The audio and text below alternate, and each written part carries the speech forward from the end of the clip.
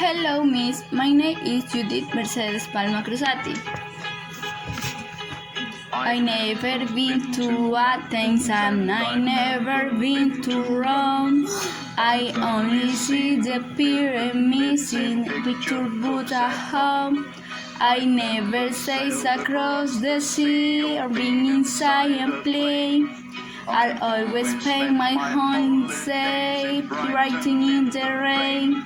I never ate in foreign food, I drunk the foreign bar. I never kissed a foreign girl, in driven foreign car. I never hugged the find my way in a country I don't know.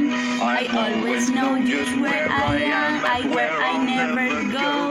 I read travel books, I write it in the been to Pakistan. I hear people telling stories of adventures in Iran. I watch TV documentaries about China and Brazil. I never been to arrest myself and making me fame. I never several languages like Hindi and Malay. I've learned lots of useful sentences I've never been able to say. The furthest place I've ever been was to the Isle of Man, and that was full of stories from Jamaica and Japan. I've never been to Athens and I've never been to Rome.